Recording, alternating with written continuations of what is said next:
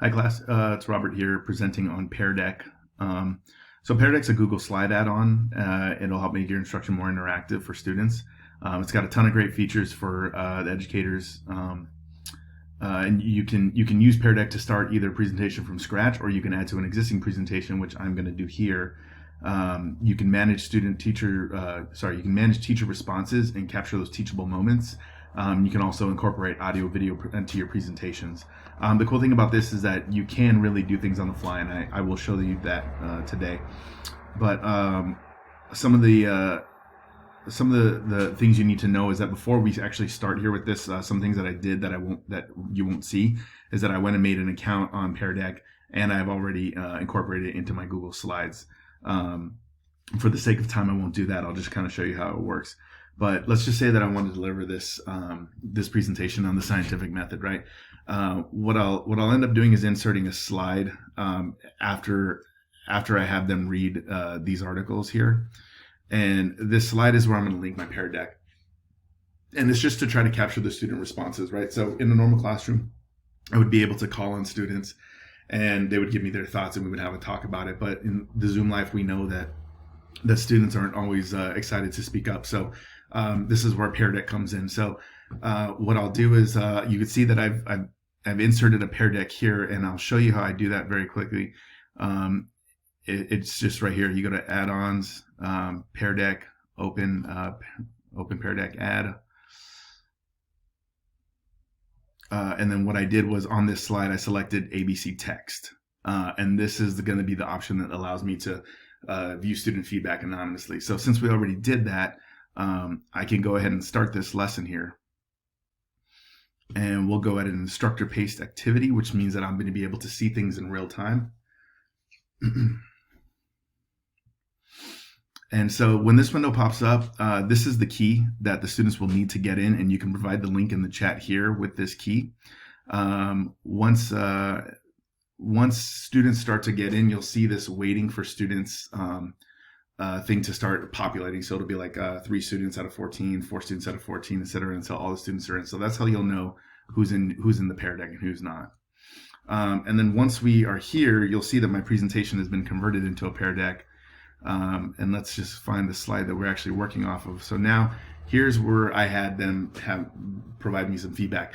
Once they start typing, I can hit show response down here. And right now it's not going to show us anything but waiting for responses, but this is where you'll see in real time students' responses starting to populate.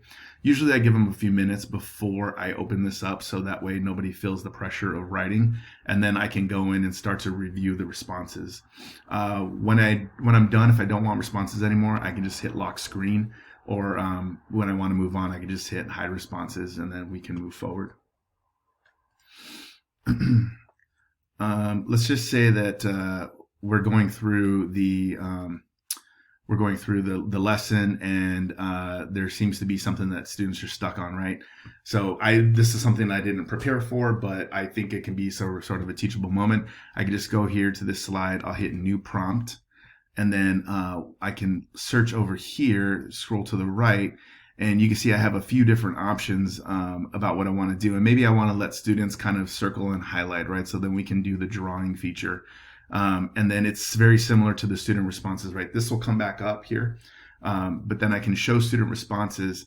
And what will happen here is as students start to kind of draw and highlight things, you'll see it populate on this slide image that I had.